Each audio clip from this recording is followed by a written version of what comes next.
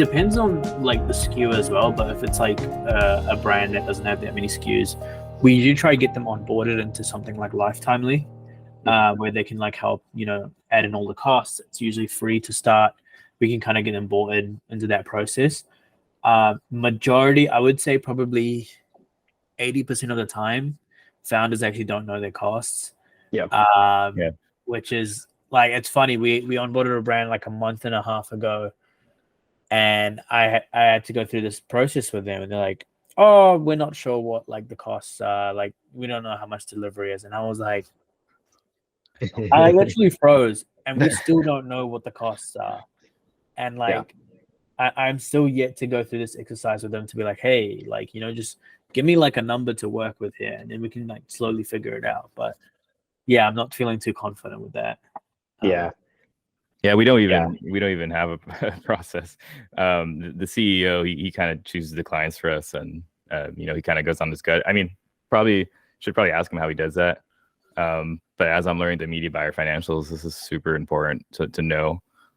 In fact, I had that COGS conversation with the brand, and it was like they knew, but there was so much nuance to the price, because a lot of these products, especially this DIY kit, it comes from other products.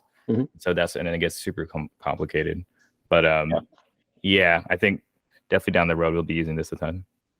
Yeah, I mean, I've been surprised by like,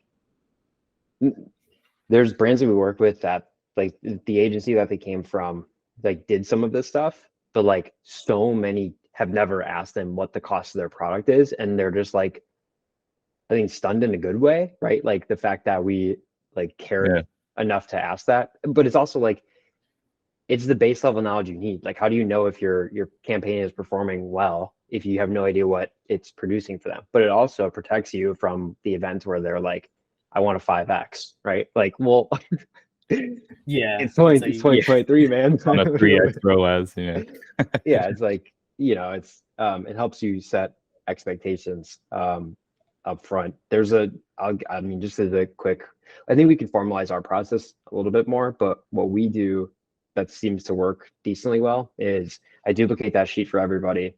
I ask them if, depending on the amount of SKUs, like, what's your rough cost of goods? If they have product categories, I ask them by category, and then I'll plug that into the bottom of the sheet. I'll just leave it, scroll down, and make it new sections where it's like products, and I'll just put price, cost, whatever.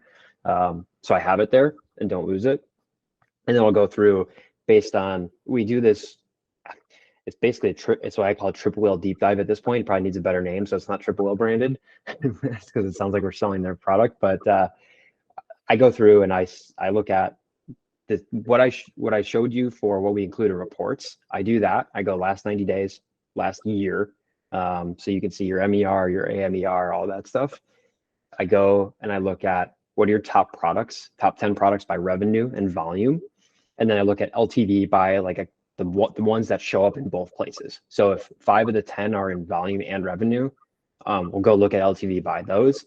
And that kind of tells us what product should we focus on in ads that maybe you haven't, right? So we had a client that had never really run paid social, but was doing really well organically. He's an influencer, and like his joggers were crushing it on LTV. It's like their LTV was doubling in a year, which is insane for an apparel. I think it's pretty good. But they couldn't figure out acquisition. It's like, well, you're spending money on t-shirts. Like, like the t-shirts are great, but like if your CAC is the same, but your LTV is 2 times higher on joggers, like sell more joggers. So we do that, break that down. I put that into like a long ass doc, and that's basically like, this is our strategy for literally the next year of like what we're going to be doing, and present that to people. And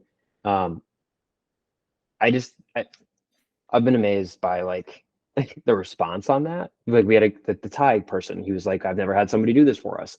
And it's like, to me, it feels like this is the base knowledge required, but we didn't even start doing it until a year ago, right? Like, I feel like every time I add something to our process, like, God, I should have been doing this for years. So I don't know if that's helpful, but I feel like it's interesting. Like not a lot of agencies still do this actually. I still feel like we're slightly ahead of the curve in a way. But yeah, even when like I audit some accounts that, agencies I've never heard of, and I'm like, oh my God, like what is going on here? Just yeah, it just feels like there's so much more to learn. I feel